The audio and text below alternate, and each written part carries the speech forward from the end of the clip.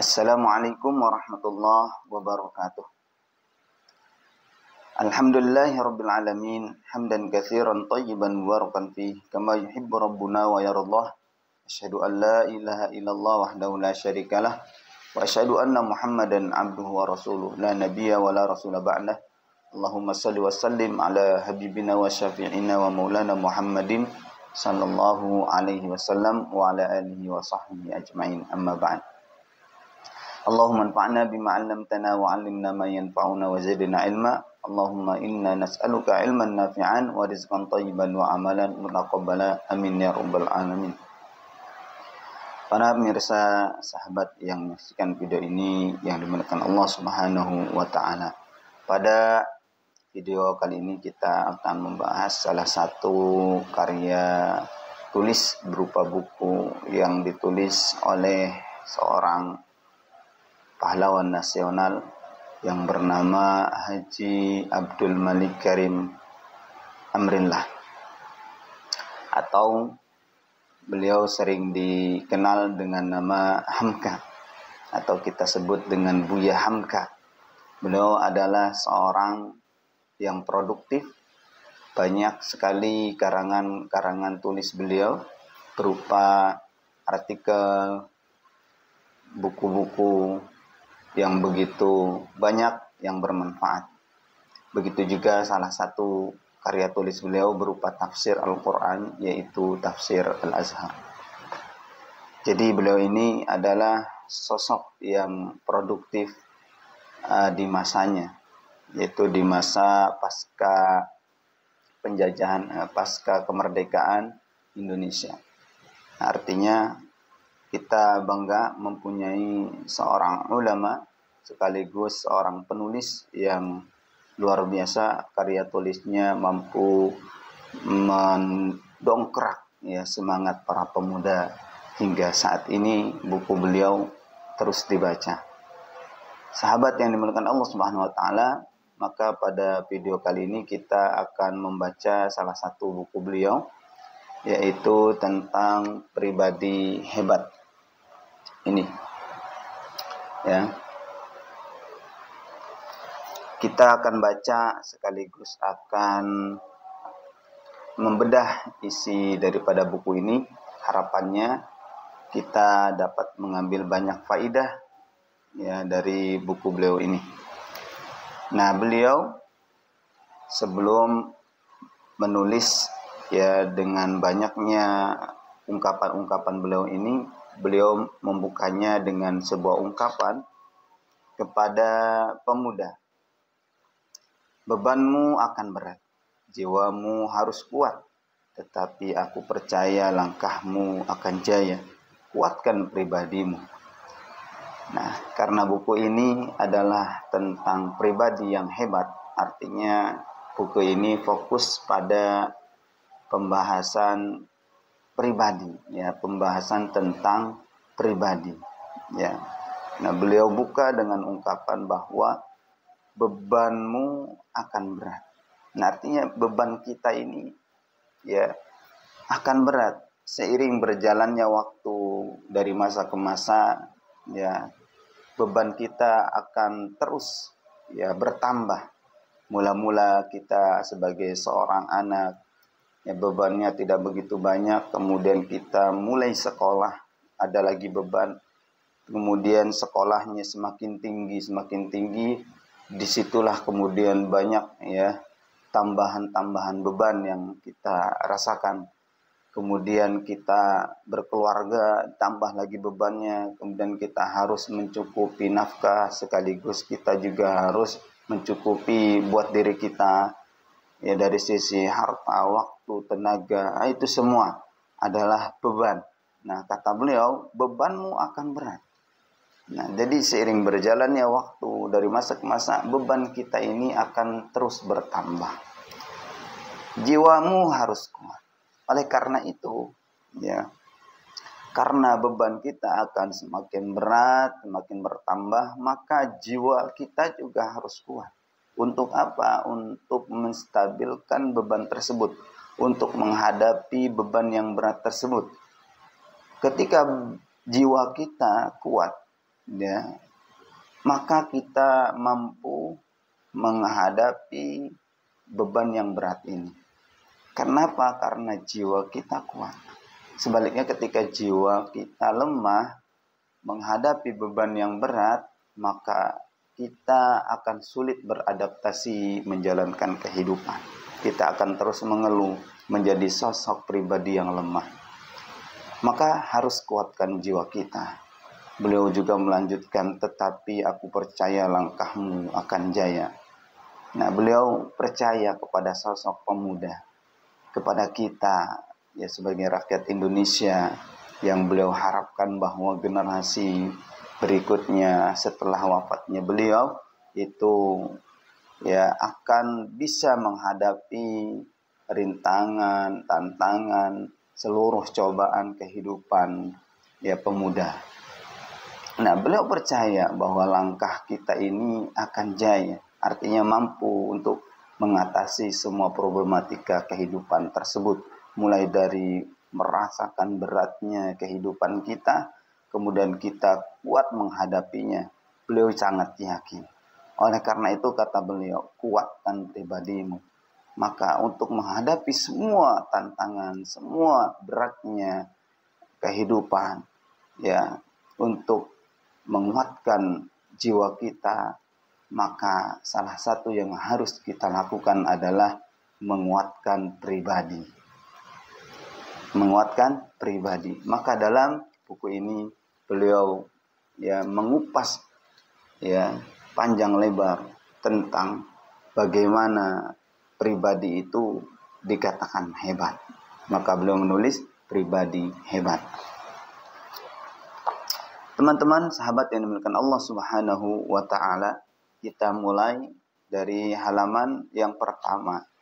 Ya, bagian 1 yaitu tentang pribadi. Ini ya ta'aruf atau pembukaan atau prolog ya, sehingga kita akan tergambarkan bagaimana ya tulisan-tulisan beliau ini ya tergambarkan di dalam prolog beliau ini. Nah, beliau mengungkapkan, seringkali kita membicarakan orang yang kita cintai atau hormati, atau yang telah berpisah dengan kita. Kita ingin segala kebaikannya dan tidak ketinggalan juga kita membicarakan kelemahannya. Ya, kita ingat segala kebaikannya dan tidak ketinggalan juga kita membicarakan kelemahannya. Perangainya halus, hatinya suci, sikapnya jujur, perkataannya teratur, dan budinya mulia. Kelakuannya baik, mukanya jernih karena ia memandang hidup dengan penuh pengharapan dan tidak pernah putus asa. Apa yang diyakininya itulah yang dikatakannya, dan apa yang dikatakannya itulah yang diyakininya. Karena itu kita mengambil kesimpulan bahwa dia seorang budiman. Dia cerdas, akalnya tajam, buah pikirannya baik, dan ia pun cepat mengambil kesimpulan. Terang otaknya, luas pandangannya, dan jauh tiliknya. Karena itu kita katakan bahwa ia cerdas. Dia suka bergaul, suka menolong, tidak menyisih dari masyarakat, tidak memikirkan kepentingan diri sendiri atau keluarganya saja, tidak gila pangkat, mengerti kedudukan akan orang lain, dan merasa dirinya takut akan merasa dirinya ikut dalam kedudukan itu, dan merasa dirinya ikut dalam kedudukan itu, hormat kepada orang yang tua, kasih kepada yang muda, pandai bergaul, pandai berkawan. Kita gelarilah dia dengan gelar orang masyarakat. Tubuhnya sehat, mukanya berseri-seri karena kesehatan tubuh dan jiwanya. Pakaiannya bersih karena kebersihan hatinya. Dia gemar olahraga untuk kesehatan tubuh, dan dia suka musik untuk kesehatan batin. Kita namai dia orang sehat. Pemahamannya luas, penyelidikannya dalam, bacaannya banyak, karena itu banyak yang diketahuinya. sehingga dia tidak merasa canggung dalam pergaulan dengan segala lapisan. Oleh karena ada pengetahuannya dalam suatu hal, dia bertanggung jawab. Kita namai dia orang yang cerdik, pandai. Semuanya yaitu budi, akal, pergaulan, kesehatan, dan pengetahuan berkumpul menjadi satu pada satu orang. Kumpulan itulah yang membentuk suatu pribadi, lemah atau kuat, berlebih atau berkurang dari segala yang disebutkan itu menyebabkan lemah atau kuat, lebih atau kurangnya pribadi. Dialah yang menentukan mutu seseorang. Sahabat yang dimuliakan Allah Subhanahu wa taala. Ungkapan beliau ini sangat luar biasa. Ya. Beliau menggambarkan bagaimana sih tentang pribadi itu. Ya. Bahwa pribadi itu bermacam-macam jenisnya. Ya. Di antaranya ada yang budiman, yang beliau sebut dengan budiman, ada yang cerdas, ada yang disebut dengan orang masyarakat atau pandai bergaul, kemudian ada pribadi yang sehat, kemudian juga ada pribadi yang cerdik, yang pandai. Nah, semua pribadi-pribadi yang disebutkan itu apabila ya melekat pada diri kita atau kita ya telah mendapatkan pribadi-pribadi yang disebutkan tadi, maka itulah yang disebut dengan pribadi yang ideal. Nah, jadi pribadi itu bermacam-macam. Ada yang disebut dengan pribadi yang budiman. Artinya apa? Seorang yang tutur katanya lembut, ya, perbuatannya sesuai dengan hatinya, hatinya sesuai dengan ucapannya, ucapan sesuai dengan keyakinannya. Kemudian ya berkata jujur, bersikap jujur, dan lain-lain yang beliau sebutkan tadi, itu yang disebut dengan pribadi yang budiman, yang berakhlak mulia. Jadi ya ketika seorang memiliki ya sikap tadi atau bersikap dengan sikap yang disebutkan tadi, maka dia menjadi pribadi yang budiman.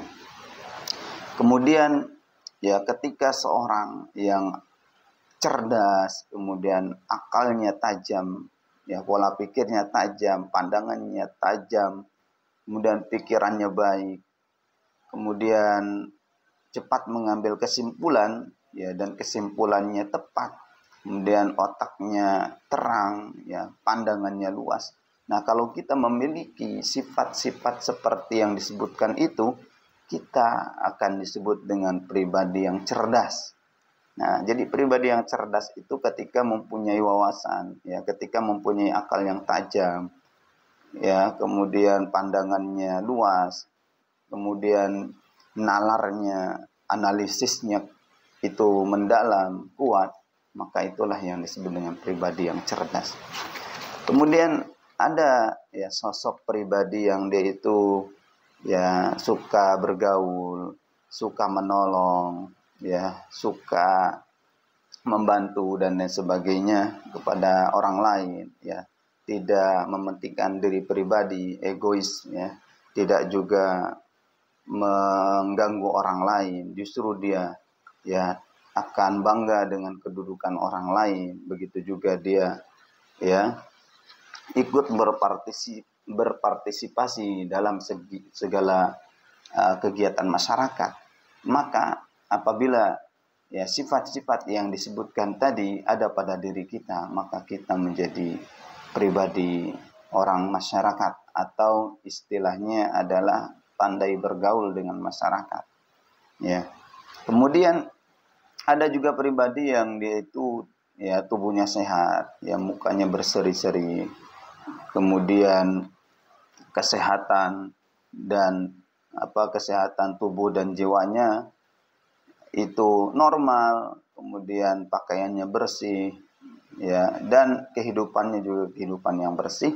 Maka apabila sifat ini ada pada diri kita, di mana kita selalu menjaga kesehatan kita, fisik kita, ya, kemudian kebersihan pakaian kita, kebersihan diri kita, maka pribadi itu apabila melekat pada diri kita, kita disebut dengan pribadi yang sehat atau disebut dengan pola hidup yang sehat. Nah, kita ini berarti suka segala sesuatu yang membuat diri kita itu sehat atau lingkungan kita sehat. Semua yang ada di sekitar kita sehat. Itulah yang disebut dengan pribadi sehat. Ada yang ya pribadi di mana pemahamannya luas, pendidikannya dalam, bacaannya banyak. Nah, sifat-sifat yang disebutkan tadi apabila ada pada diri kita, maka kita menjadi orang yang cerdik, orang yang pandai. Nah, semua yang disebutkan tentang pribadi-pribadi itu ya mulai dari ya budi, akal, pergaulan, kesehatan dan pengetahuan apabila terkumpul pada diri kita, maka kita menjadi pribadi yang ideal. Ya. Nah, itulah yang disebut dengan pribadi. Artinya, kira-kira pribadi apa yang ada pada diri kita? Nah, apakah pribadi yang budi, yang akal, pergaulan, kesehatan, atau pengetahuan? Nah, kita harus memiliki pribadi-pribadi tadi, kata beliau. Beliau melanjutkan, nilai seseorang adalah pribadinya. 20 ekor kerbau yang sama gemuk, sama kuat, dan sama pula kepandaiannya menarik pendati, tentu harganya tidak jauh berbeda. Akan tetapi 20 manusia yang sama tinggi dan sama kuat belum tentu sama harganya. Sebab bagi kerbau tubuhnya saja yang berharga, bagi manusia adalah pribadinya. Nah, jadi kata beliau, ya dari sini bahwa nilai seorang itu adalah pribadinya. Pribadi seorang itulah yang menentukan nilai seseorang.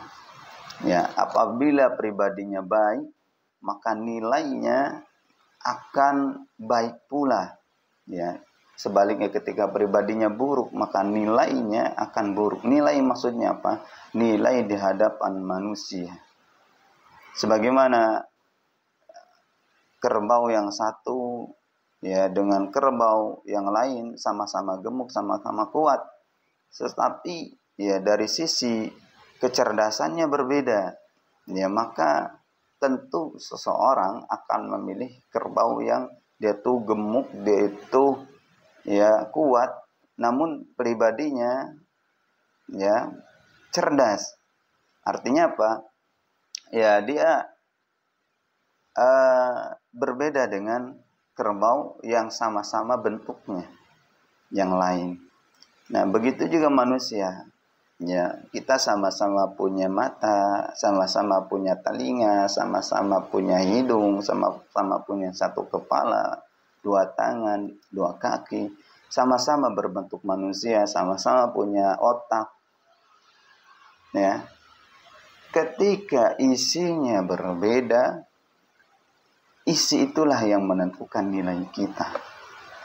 Ada yang cerdas, ada yang ya pandai bergaul, ada yang akhlaknya mulia. Itulah yang disebut dengan pribadi ya yang ada di dalam jiwa kita, yang ada di dalam diri kita, bukan apa yang ada yang nampak pada kita, apa yang bisa kita lihat tidak, tetapi yang ada pada jiwa kita. Yang dengannya itu muncul sikap yang baik, yang dengannya membedakan antara seseorang dengan orang lain. Itulah yang disebut dengan pribadi. Pribadi itulah yang akan membedakan nilai seseorang dengan orang lain. Jadi ketika pribadinya yang disebutkan oleh Buya Hamka tadi, maka orang akan menilai kita sosok pribadi yang ideal. Sebaliknya, apabila tidak ada ya kita tidak memiliki pribadi-pribadi yang disebutkan tadi, maka kita disebut dengan pribadi yang tidak ideal. Artinya apa? Harganya, nilainya, ya pandangan orang lain terhadap kita itu juga akan rendah. Beliau lanjutkan, orang yang berilmu saja walaupun ia sangat ahli dalam satu bidang, belum tentu berharga dan belum tentu memperoleh kekayaan dalam hidup apabila sekiranya bahan pribadinya yang lain tidak lengkap atau tidak kuat, terutama budi dan akhlaknya. Nah, beliau sebutkan bahwa ada orang yang dia itu pribadinya berilmu, dia itu wawasannya luas, tetapi pribadi yang lain yang beliau sebutkan sebelumnya itu ada yang tidak ada. Apa contohnya? Beliau sebutkan pribadi, budi dan akhlaknya. Nah, ketika budi dan akhlaknya tidak ada pada diri dia, walaupun dia itu berilmu, pribadi yang berilmu, tetapi tidak berakhlak, tidak berbudi, maka nilainya pun akan terpengaruh. Ya, akan terpengaruh dengan pribadinya yang tidak ada ini. Artinya apa? Bisa jadi orang lain akan menilainya juga buruk, walaupun berilmu dari sisi ini. Ya, tapi dari sisi akhlak akan dinilai buruk. Makanya pribadi itu ya yang disebutkan oleh Buya Hamka tadi harus ada pada diri kita. Jangan kemudian kita berilmu, kemudian akhlaknya tidak ada atau tidak berakhlak, tidak berbudi pekerti. Maka ya walaupun berilmu, orang akan memandang kita tetap ya sebagai orang yang tidak baik atau pribadi yang buruk. Banyak guru, dokter, hakim, insinyur, dan orang yang memiliki banyak koleksi buku serta diplomanya segulung besar. Ya, dalam masyarakat dia menjadi mati sebab dia bukan orang masyarakat. Hidupnya hanya mementingkan diri sendiri dan diplomanya hanya untuk mencari harta. Hatinya sudah seperti batu, tidak mempunyai cita-cita selain kesenangan dirinya. Pribadinya tidak kuat karena ia bergerak bukan karena dorongan jiwa dan akal. Dan kepandaiannya yang banyak seringkali menimbulkan ketakutan, bukan menimbulkan keberanian untuk memasuki dan menjalani hidup. Nah, beliau juga menggambarkan ya banyak ya seorang guru, dokter, hakim, insinyur, orang-orang yang memiliki banyak koleksi buku. Artinya, tentu orang-orang yang disebutkan tadi adalah orang yang cerdas, orang yang berpandangan luas. Ya, tetapi apabila pribadi yang lain yang disebutkan beliau itu tidak ada, yaitu salah satunya apa? Orang masyarakat. Ya. Ketika pribadi sebagai orang masyarakat itu tidak ada, maka ada kekurangan juga di situ. Dia hanya mementingkan diri sendiri, mengumpulkan koleksi ilmu, belajar, tetapi tidak bermanfaat untuk orang lain. Itu sama saja. Artinya ada kekurangan nilai yang ada pada diri dia. Orang melihat dia itu sosok yang berpengetahuan luas. Katakanlah sampai digelari profesor. Ya. Dia ilmunya luas, bacaannya banyak, dan lain sebagainya. Tetapi tidak berpengaruh di tengah masyarakat. Tidak merubah masyarakat. Dia hanya mementingkan diri sendiri saja. Maka orang tersebut akan dinilai tidak sempurna pribadinya. Maksudnya apa? Seperti sia-sia. Seperti sia-sia. Keberadaannya seperti tidak ada. Artinya dia menjadi pribadi yang tidak diperhitungkan di masyarakat. Walaupun dia berwawasan.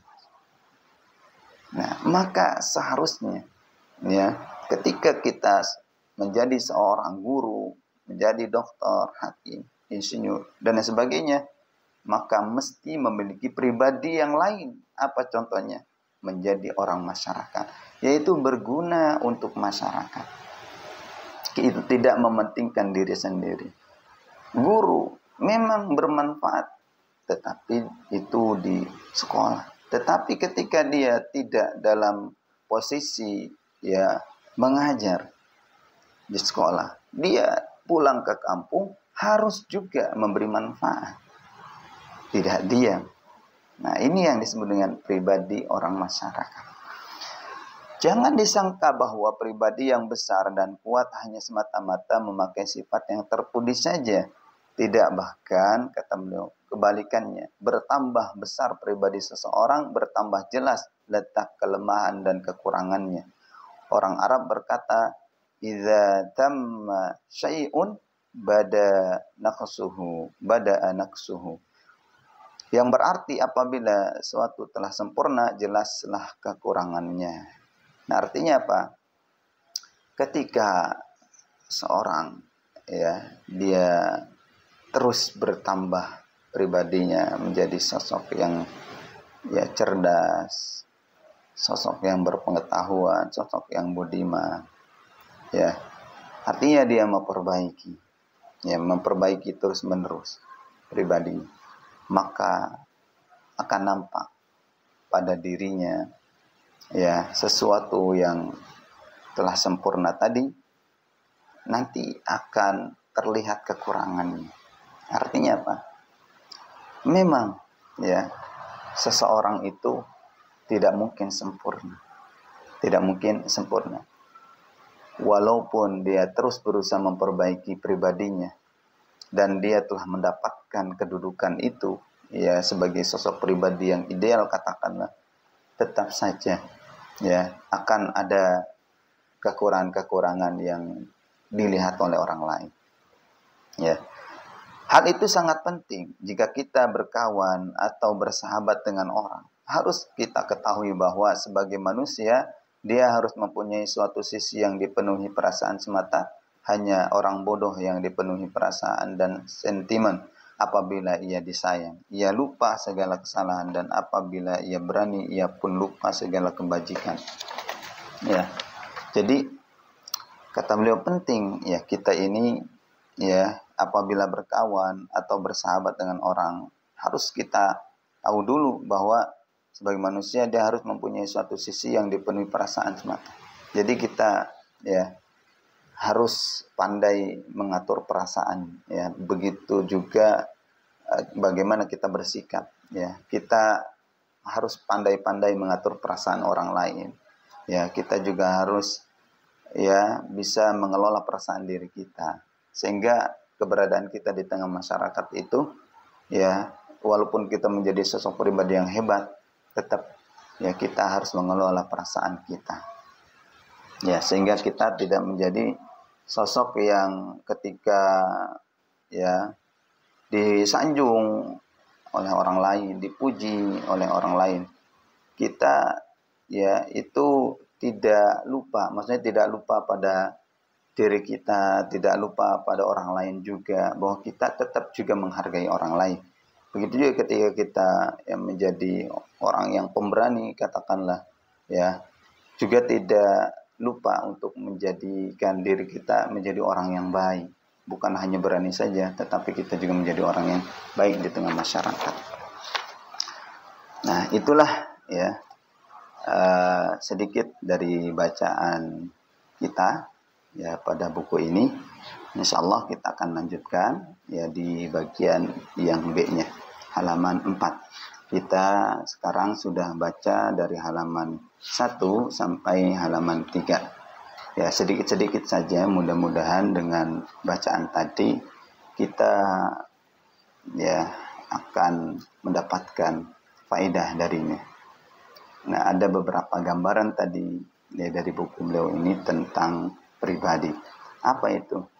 Kita ini sosok manusia yang tidak luput dari manusia yang lain, sehingga kita mesti bisa mengukir, membuat, menciptakan sosok pribadi yang hebat.